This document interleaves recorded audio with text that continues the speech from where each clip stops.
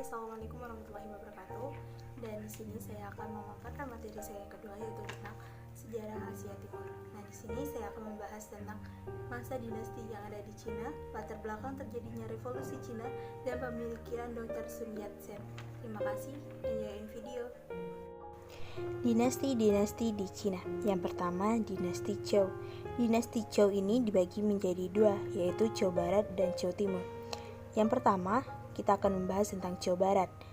Asal-usul orang Zhou, yaitu orang yang semula bertempat tinggal di lembah Sungai Wei yang terletak di daerah antara Shanxi dan Gansu. Pada saat itu, mereka dipimpin oleh Pangeran Ganfu yang bermigrasi dan menetap di lembah Sungai Zhou di Yuan. Di daerah ini mereka bercampur dengan suku-suku lain yang kemudian disebut sebagai orang Yin. Dalam perkembangan selanjutnya, mereka menjadi kuat ketika dipimpin oleh Wen Wang karena kuatnya mereka sering disebut sebagai penguasa daerah barat. Dia yang berusaha untuk memperluas kekuasaan orang-orang Zhou. Orang-orang Zhou berhasil merebut kekuasaan dinasti Shang pada 1222 sampai 1223 sebelum Masehi. Masa Zhou, pemerintahan Hu Weng. Hu Weng menjadikan kota Chang'an sebagai ibu kota. Ia memerintah dengan adil dan bijaksana. Hu Weng hanya memerintah sampai tahun 1116 sebelum Masehi. Kemudian digantikan oleh putranya yang masih kecil, yakni Chen Wang. Karena masih kecil, putranya didampingi oleh seorang wali yang bernama Zhongkun. Pada abad ke-8 Masehi dan abad 9 sebelum Masehi, kekuasaan Zhou Barat semakin melemah. Kerajaan Zhou terpecah-pecah menjadi kerajaan kecil. Raja terakhir Zhou Barat ialah Yu Weng yang lemah tapi kejam. Pada masa Yu Weng inilah Zhou Barat mengalami keruntuhan. Setelah Raja Yu Weng muncullah Raja Ping yang kemudian memindahkan pusat pemerintahannya ke Zhou Timur. Berikutnya Zhou Timur. Setelah Ping memerintah, maka ibu kota dipindahkan dari Chang'an ke Loi. Perpindahan ibu kota ini dimaksudkan untuk menghindari serangan dari bangsa barbar. Setelah Zhou Barat mengalami keruntuhan, Zhou Timur tidak mengalami kebesaran, bahkan sebaliknya semakin melemah. Di masa itu, kemudian terjadi perebutan antara negara vasal, sebab pada masa itu di Cina banyak negara vasal seperti Qin, Chu, Qin, Po, Shang, Yan, dan Zhou sendiri sebagai pemerintah pusat. Perubahan sosial terus berlangsung seperti mulai hancurnya sistem feodalisme dan munculnya ide-ide baru di dalam bidang filsafat. Dinasti Qin. Dalam kurun waktu 30 tahun setelah dinasti Zhou berakhir, negara vasal Qin di bawah pimpinan Cheng telah berhasil menaklukkan 6 negara vasal yang lain dan selanjutnya berhasil mendirikan dinasti Qin. Setelah menjadi penguasa, Qin menggunakan gelar Xin Huangdi. Raja Chen menganggap dirinya lebih kuat dari 3 raja dan 5 kaisar. Untuk menunjukkan kebijaksanaannya dan kepandaiannya, ia menggunakan gelar Huangdi, di mana dalam gelar ini terhimpun 3 gelar raja dan 5 kaisar tersebut. Sebutan Huangdi pada umumnya sama dengan kaisar. Oleh karena itu, dinasti ini penting dalam sejarah Cina, karena dinasti ini berhasil mencetuskan sistem pemerintahan kekaisaran yang dapat berlangsung sampai dengan awal abad ke-20. Di bawah pemerintahan Xin Huangdi, seluruh Cina berhasil dipersatukan. Pada 214 sebelum Masehi, dinasti Qin telah berhasil mengadakan ekspansi ke Zhenjiang, Fukai, dan Guangdong sampai di Sungai Merah Indochina. Pada 215 sebelum Masehi, ekspansi dilanjutkan ke daerah-daerah Hunan, Zhejiang, Guangzhou, bahkan sampai Korea. Penasehat utama Kaisar Xin Huangdi lah Yisung, murid Zhongzi yang diingat oleh Li Sung dari ajaran-ajaran gurunya. Hanya bagiannya menyatakan bahwa sifat manusia pada dasarnya buruk, dan ia berharap memperbaiki itu bukan dengan memberikan pelajaran, melainkan dengan menggunakan hukum-hukum yang berat. Dinasti Han adalah dinasti kekaisaran di Tiongkok, didahului oleh dinasti Qin, diteruskan oleh 3 kerajaan, Han didirikan oleh pemimpin pemberontak Liu Bang yang secara anumerta dikenal sebagai Kaisar Gaozu dari Han. Han sempat diselingi oleh dinasti Qin yang didirikan oleh seorang bekas pejabat bernama Wang Mang. Masa jeda ini memisahkan Han menjadi dua periode, Han Barat dan Han Timur, berdiri selama 4 abad. Periode dinasti Han dianggap sebagai zaman keemasan dalam sejarah Tiongkok. Hingga saat ini, kelompok etnis mayoritas di Tiongkok menyebut diri mereka sebagai orang Han dan aksara Tionghoa disebut huruf Han. Kekaisaran Han terbagi menjadi sejumlah daerah yang secara langsung dikendalikan oleh pemerintah pusat, disebut kekomandanan, serta sejumlah kerajaan semi-otonom. Kerajaan-kerajaan ini secara berangsur-angsur kehilangan semua sisa-sisa kemerdekaannya, terutama menyusul pemberontakan 7 negara Xiongnu, sebuah konfederasi nomen yang menguasai stepa Eurasia Timur, mengalahkan pasukan Han dalam pertempuran pada tahun 200 sebelum Masehi.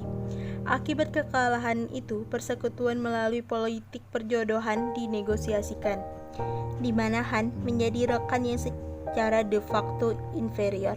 Ketika, meskipun telah menyepakati perjanjian, Xiongnu terus menyerbu perbatasan Han. Kaisar Wu dari Han. Pada masa dinasti Han tercipta kemakmuran ekonomi dan periode ini menandai pertumbuhan signifikan. Ekonomi keuangan yang pertama kali dimulai pada dinasti Zhou. Kaisar Han memimpin pemerintahan Han, namun juga berbagai kekuasaan dengan kebangsawanan dan menunjuk pada menteri yang sebagai besarnya berasal dari golongan keluarga baik-baik yang terpelajar. Dinasti Tang. Dinasti ini salah satu dinasti kekaisaran terbesar yang pernah berkuasa dalam sejarah Cina. Periode pemerintahannya dipandang sebagai masa keemasan, reformasi, dan kemajuan budaya. Pada awal pemerintahannya, Kaisar Gaozu segera melakukan reformasi kebijakan dan menerapkan praktik birokrasi yang masih digunakan di Cina hingga saat ini. Selain itu, ia mengeluarkan undang-undang pada 624 Masehi yang kemudian dijadikan dasar bagi undang-undang dinasti kekaisaran di Cina selanjutnya dan negeri tetangga seperti Vietnam, Korea, dan Jepang.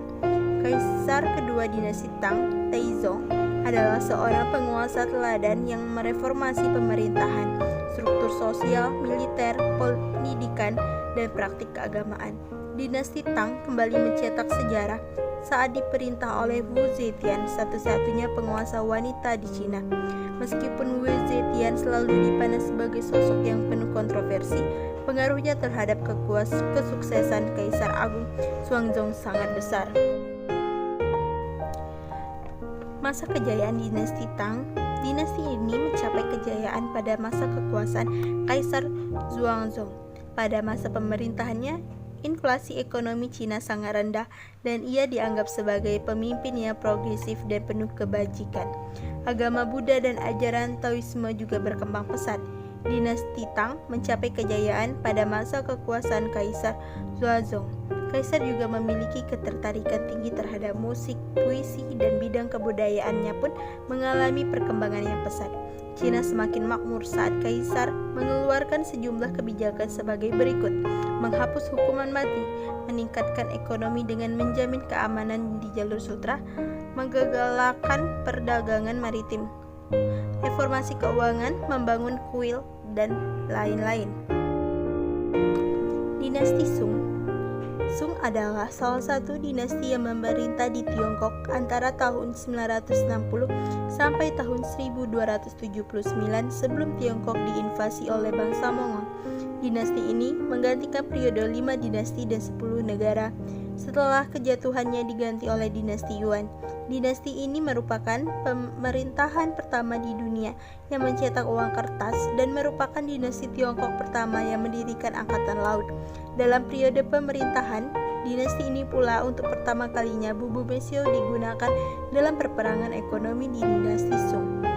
Merupakan salah satu yang paling sejahtera dan maju pada abad pertengahan.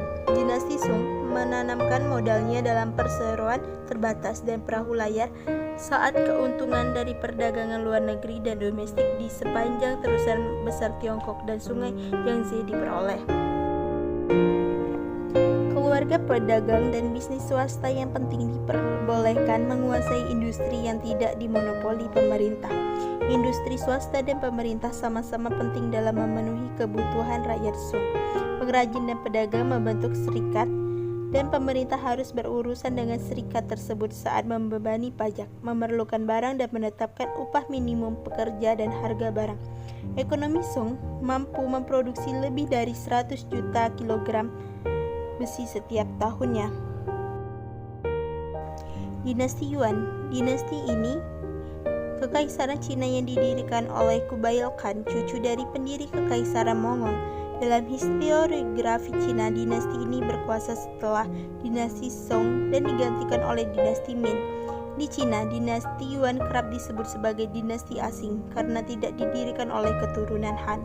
Sejak awal pemerintahannya sebagai kaisar Mongol, Kublai Khan telah aktif membangun sarana pendidikan, melakukan ekspansi wilayah ke berbagai wilayah di Asia, mengeluarkan uang kertas, serta mendukung berbagai kebijakan yang merangsang pertumbuhan ekonomi negaranya. Setelah menobatkan dirinya sebagai kaisar Cina, Kublai Khan membangun citra publiknya sebagai penguasa yang bijak, salah satunya dengan mengikuti ideologi Konfusianisme, tetapi masih mempertahankan akarnya sebagai pemimpin bangsa Mongol. Ia pun terus menggalakkan perdagangan internasional hingga kekaisaran Mongol mencapai puncak keemasannya. Pasalnya, para pedagang dari Cina dapat berdagang hingga ke Eropa dengan aman. Dinasti Yuan akhirnya runtuh pada 1368 karena pemberontakan wabah konflik di dalam kekaisaran. Kemudian Yuan mendirikan rezim baru, dinasti Ming, yang berkuasa di Cina antara tahun 1368 sampai 1644 Masehi. Yuan membawa banyak pengaruh terhadap kebudayaan Cina maupun dunia. Terdapat berbagai macam kebudayaan yang berkembang selama dinasti Yuan. Contohnya, ada drama dan novel. Kontak yang luas antara penguasa dinasti Yuan dengan bangsa Eropa ataupun Asia Timur dan Tenggara juga menghasilkan cukup banyak pertukaran budaya. Contohnya, ketika Muslim dari dinasti Yuan memperkenalkan kartografi Timur Tengah, astronomi, obat-obatan, dan pakaian kepada orang-orang di Asia Timur. Selain itu, berbagai hasil inovasi dinasti Yuan seperti teknik percetakan, porselen, kartu remi, dan literatur medis juga menyebar ke Asia Barat, bahkan mencapai Eropa. Dinasti Ming.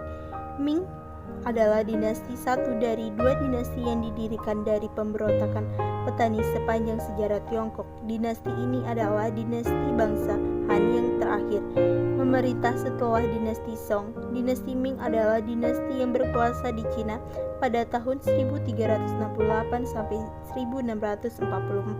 Setelah runtuhnya dinasti Yuan, pendirinya adalah Zhu Yuanzhang atau Kaisar Hongwu yang memimpin pemberontakan para petani untuk meruntuhkan dinasti Yuan.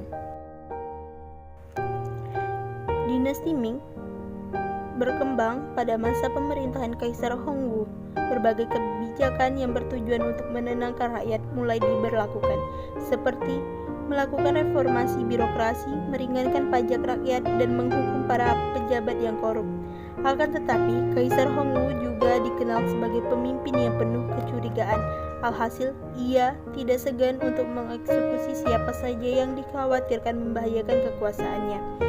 Semasa pemerintahannya, Kaisar Hongwu diperkirakan telah mengeksekusi 70.000 pegawai istana, mulai dari pejabat tinggi, pemerintah hingga pelayan. Sedangkan kejayaannya mencapai pada puncak kejayaan awal ketika diperintah oleh Kaisar Yongle. Sebagai upaya mempertahankan kekuasaannya, Kaisar aktif melakukan ekspedisi militer ke berbagai wilayah pada awal periode kekuasaannya.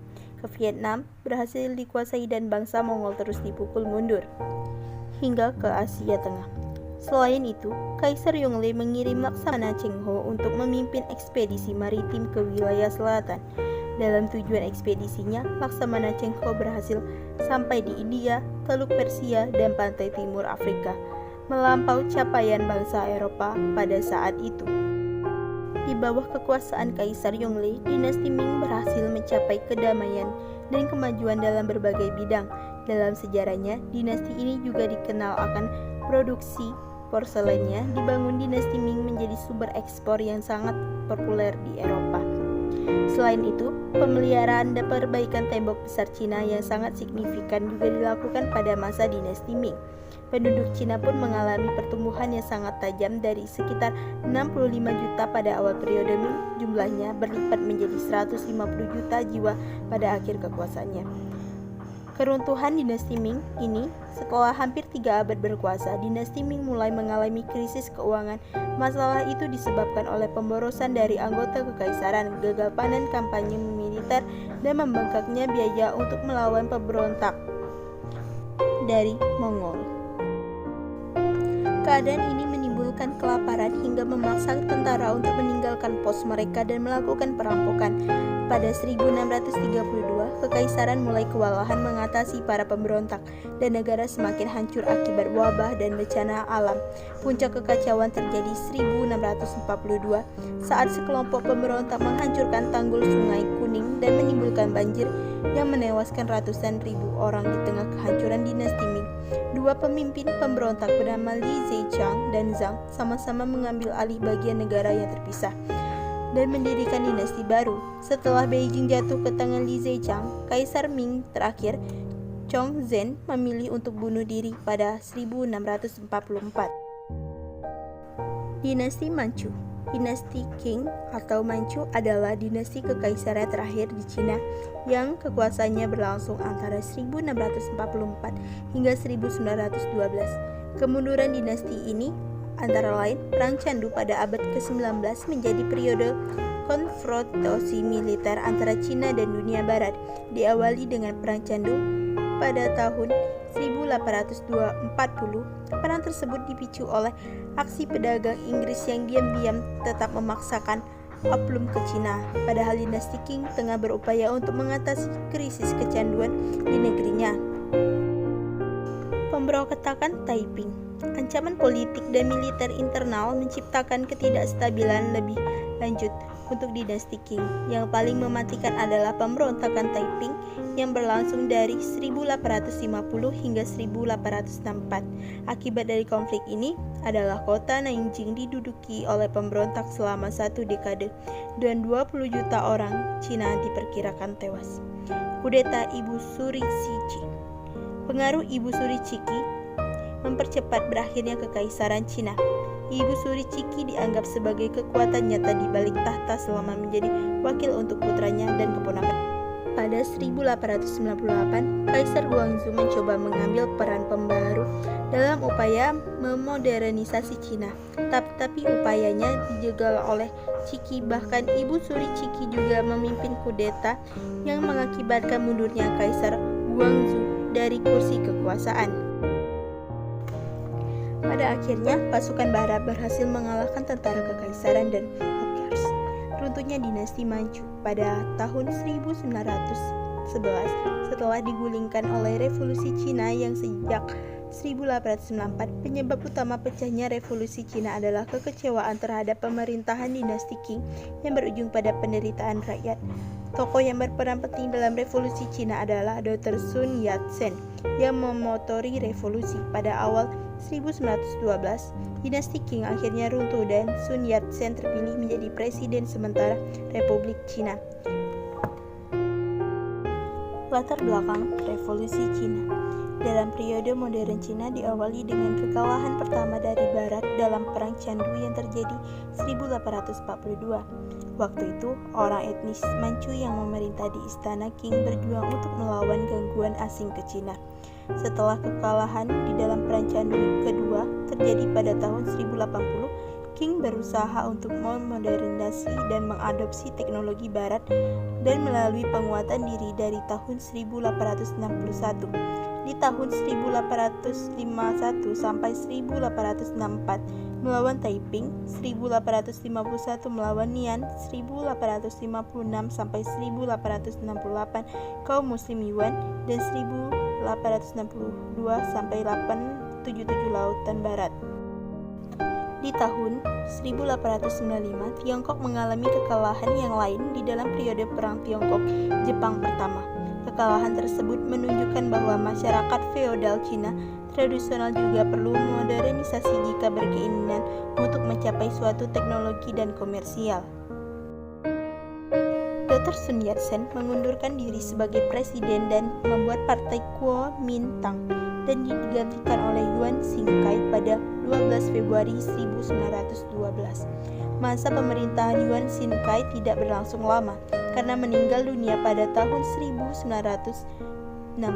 Pemerintahan akhirnya dipimpin kembali oleh Dr. Sun Yat-sen, tetapi hanya sampai tahun 1924. Kedudukan Sun Yat-sen digantikan oleh Chiang Kai-shek dan berhasil mempersatukan bagian selatan dan utara. Tetapi di dalam masa pemerintahannya harus melawan dari Mao Zedong yang mempunyai paham komunis. Mao Zedong berhasil mengalahkan Chiang Kai-shek dan akhirnya pada tahun 1949 ia mendirikan Republik Rakyat Tiongkok yang berpaham komunis dan Chiang Kai-shek mendirikan negara Taiwan dan akhirnya paham komunis semakin berkembang di Asia. Terjadinya Revolusi Tiongkok. Revolusi Cina terjadi pada 11 Oktober 1911 yang dipimpin oleh Dr. Sun Yat-sen dan berhasil mengalahkan dinasti Qing. Revolusi tersebut menyebabkan rakyat kecewa dengan kepemimpinan dinasti Qing, semacam kalah perang melawan bangsa barat. Ketidakberhasilan para kaisar-kaisar memimpin. Pecahnya revolusi pemberontakan di Wuchang telah terjadi suatu titik tolak untuk munculnya pemberontakan pada skala nasional. Di saat kerugian meningkat, tanggapan positif dari Istana Qing untuk serangkaian tuntutan yang dimaksud untuk mengubah otoriter kekaisaran berubah menjadi monarki konstitusional.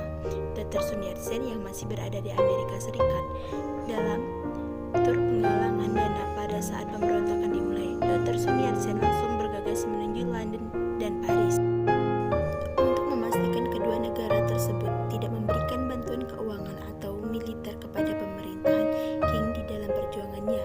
Kaum revolusioner telah mengambil alih Nanjing di saat ia kembali ke Cina. Nanjing adalah bekas ibu kota di bawah dinasti Ming.